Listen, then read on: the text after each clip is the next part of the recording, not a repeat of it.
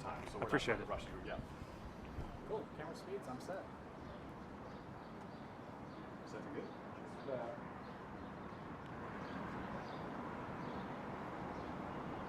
The blues pop. Sound speeds. Okay. So thank you again for doing this. I'm going to ask you the first question I ask probably 150 people all over the country already. So what's the first thing that comes to mind when you hear the words unselfish love? I mean, I think like most people, my first concept of unselfish love comes from family, right? The love that my parents put into me, the love that's in my own marriage now.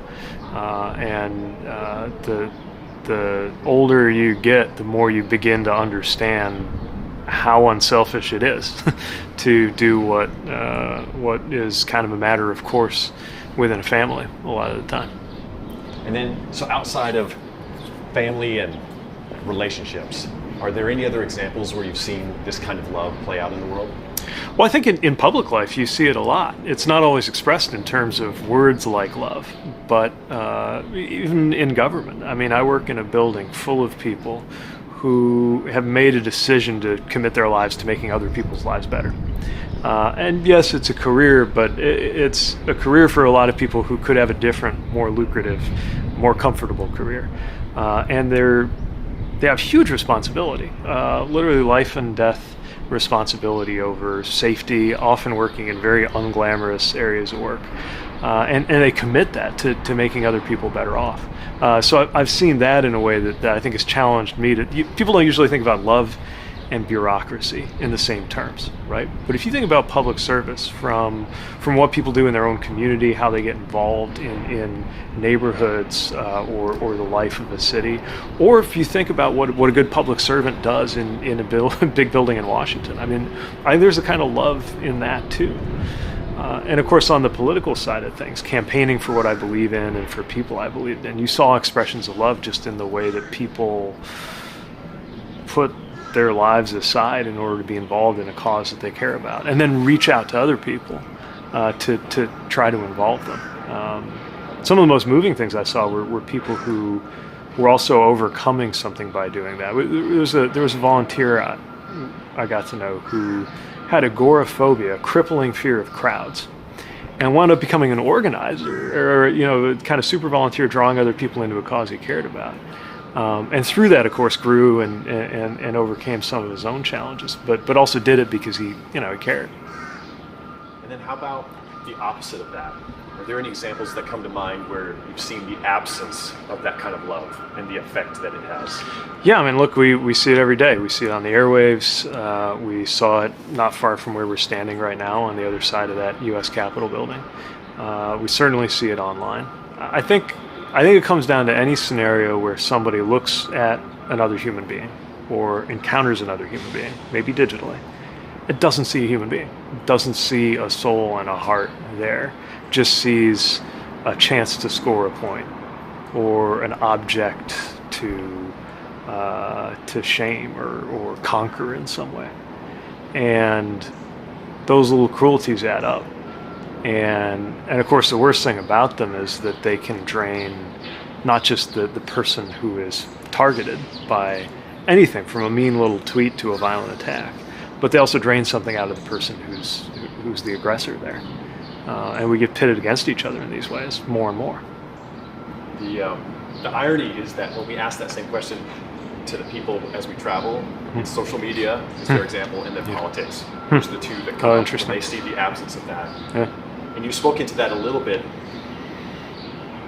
but I wonder do you have any other thoughts to the people that assume that there's just a total absence of, because all we see on the news are the sound bites of the divisiveness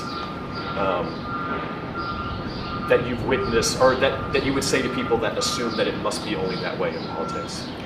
Well, I think a lot of it comes down to this question of good faith, right? I mean, ideally, politics is supposed to be where people in good faith who have different ideas of how to achieve the good come in and debate that and have it out and arrive hopefully at a better solution than if anyone just had their way with all of their limitations and misgivings.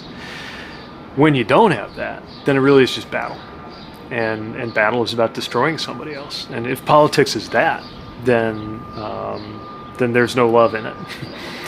But if politics is about how to make people better off, and even if it's about outvoting or politically overcoming other people who agree with each other just as passionately on a different course of action, if it happens in good faith, it's constructive. If it's just battle, then, which I think it's increasingly become, then, and if it doesn't have empathy, if it doesn't even have a common field of fact, right, then it's going to be destructive, and that's a big part of what we've seen. And you live in the life of a public figure. I would imagine that, based on your political views and your sexual orientation, that you've witnessed hate. You've received some form of that. That feels like it's heightened a lot in these last couple of years. The expression of hate, of not just disagreement, but a whole another extreme. How do you respond to not just disagreement, but actual hate? I mean, it's out there, and hate has infected our political and social and public life, or maybe it's been there all along and it's finding new outlets. I think in terms of how to respond to it, sometimes you have to engage and try to find a way to find the humanity in another person. More often than not, the best thing to do is just to keep at a distance from it, just to keep that not get sucked into the hate. And I think a lot of people are making those choices for themselves. For me, at least, disengaging is not an option. You just, because to disengage is to give up on human beings. And we can't afford to give up on fellow human beings as a country, but also just as a species. We just can't. And I would imagine, and I've heard it many times on your political journey, but that faith plays an element for you in that as well. Yeah. How does that play into it? Well, first of all, faith teaches us not to give up on other human beings. That there is the divine in everybody, and one way to try to transcend the moment when you're in one of these political or social media interactions is to think about what it means that God loves you and the person you're dealing with equally. And faith keeps us in check also, because of course part of why we become the way we sometimes become, digitally or politically, is that little rush that makes you feel bigger when you're noticing that somebody else is wrong or asserting that they're wrong. In politics, and definitely in social media, there is a lot of pointing out the speck in your brother's eye, right? You could argue that's the better part of what goes on in social media.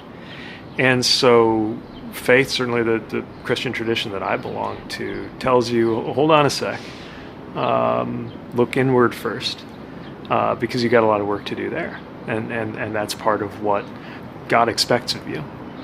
And I think that can create a roadmap for a lot of us, because it's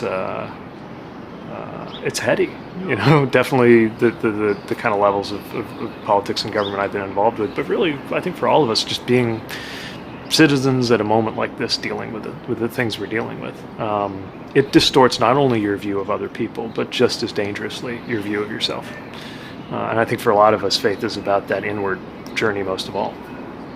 So my last one, so I'm going to read a list of ways that love has been described. You'll probably recognize this list.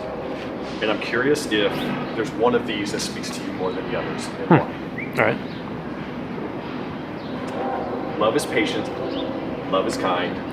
Love does not envy. It does not boast. It is not proud. Love does not dishonor others.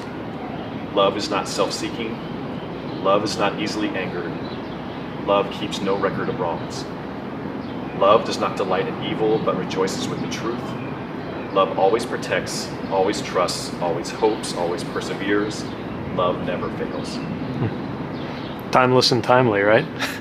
I mean, I think a lot about that piece about being slow to anger, not being easily angered. I mean, on one level, you have to feel passionately about some of the things we see around us. But anger in the form that distances us from others or distances us from our best selves, I think is the thing we really got to watch out for. And the idea that love is patient, I think, is important too, because being patient with ourselves and being patient with other human beings, there's a lot in that. I think that can speak to everything from how to have a good marriage to how to have a good country. So much of it is patience, because that, again, is a discipline that is about your relationship with you and the things that are being aroused within you by the idiosyncrasies of other people, and learning how to master that. That may be more than half of what needs to happen now.